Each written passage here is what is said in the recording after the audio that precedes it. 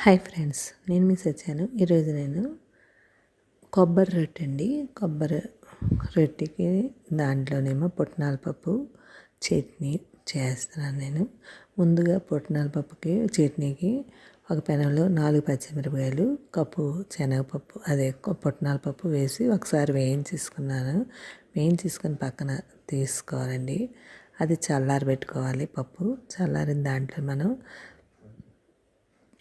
టేస్ట్కి తగ్గ సాల్టు, ఒక ఎల్లుల్లి రెబ్బ వేసుకొని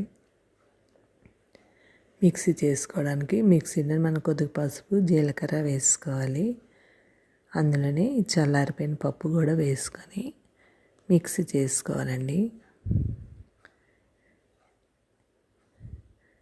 అలా మిక్సీ చేసుకుని మనం ఒక బౌల్లోకి తీసుకొని తాలింపు మినపప్పు, జీలకర్ర, ఆవాలు ఎక్కువ వేసుకోవాలండి. దీనికి ఈ చట్నీకి ఎప్పుడు ఆవాలు ఎక్కువ ఉండాలి.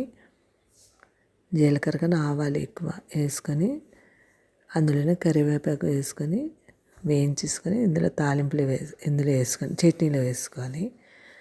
ఒక గిన్నెలో అదే ఒక కప్పు తీసుకొని ఒక గిన్నెలో ఒక కప్పు మినపరుబ్బు అండి. ఉట్టి మినపప్పు నానబెట్టి ఆడేసిన రుబ్బు ఒక కప్పు బియ్యం మరువు అండి. ఇది అంటే మనం బియ్యం సన్నగా మరువు ఆడుకోవాలండి. మనం ఇడ్లీ రవ్వలాగా ఆడుకోవాలి, మిక్సీ చేసుకోవాలి. అందులోనే కప్పు కొబ్బరి కూరు వేసుకొని ఇది మినపరుబ్బులోనే మనం బియ్యం మరువు కొబ్బరి కూర వేసుకోవాలండి. వేసుకొని బాగా కలిపేసుకోవాలి. అందులో చిన్న కప్పుతో బెల్లం, అదే కొబ్బరి కూర ఎంత అయితే బెల్లం కూడా నేను అంతే వేసుకున్నాను. ముందు మినపరుబ్బు అన్నీ కలిపేసుకొని అందులోనే చిన్న టేస్ట్ తగ్గ సాల్ట్ వేసుకొని బాగా మెదాయించుకోవాలండి. కలిపేసుకొని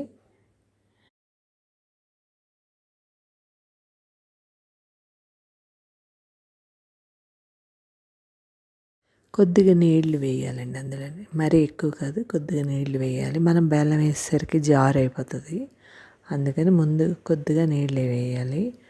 వేసుకొని కలుపుకుంటే అది కొద్దిగా జారు వస్తుంది కదా, చూసారు అలా గట్టిగా నేను ఎలా కలిపిన అలా చేసుకోండి. అందులోనే మనం బెల్లం కూడా కొద్దిగా వేసుకోవాలి. మనం దెబ్బ రొట్టెలు చేయాలంటే కొద్దిగా తిక్కుగానే ఉండాలండి. రుబ్బు నీళ్ళలాగా ఉండకూడదు, అలాగని గట్టిగా ఉండకూడదు, స్మూత్గా ఉండాలి రుబ్బు. ఇప్పుడుని ఇలా కలిపేసుకొని ఒక పక్కన పెట్టేసుకోండి. ఒక పావు గంట నానాక అప్పుడు మళ్ళీ ఒకసారి మెదాయించుకోవాలి, బాగా మెదాయించుకోవాలి. అలా మెదాయించుకున్నాం అనుకోండి మనం బాగుంటాయి రొట్టెలకి. ఒక పెనంలో నూనె వేసుకొని నూనె వేడెక్కాక అప్పుడు ఈ రుబ్బు వేసేవారండి. కొబ్బరి రుబ్బు వేసి మూత పెట్టుకొని సిమ్లో పెట్టుకొని ఉడకనివ్వాలండి. సిమ్ ఉడికాక అప్పుడు తిరగేసుకొని కాల్చుకోవాలి. ఇలా కాల్చేసుకోవాలి. అంతేనండి, ఎంతో టేస్టీ అయినా కొబ్బరి రొట్టె రెడీ అయిపోయింది. మీరు టేస్ట్ చూడండి, చాలా బాగుంటుంది, టేస్ట్ కూడా బాగుంటుంది. ఇందులోకి చట్నీకి పుట్నాల పప్పు చట్నీ చేసుకున్నాను. అంతేనండి, మీరు ట్రై చేయండి. చాలా బాగుందండి. Thank you.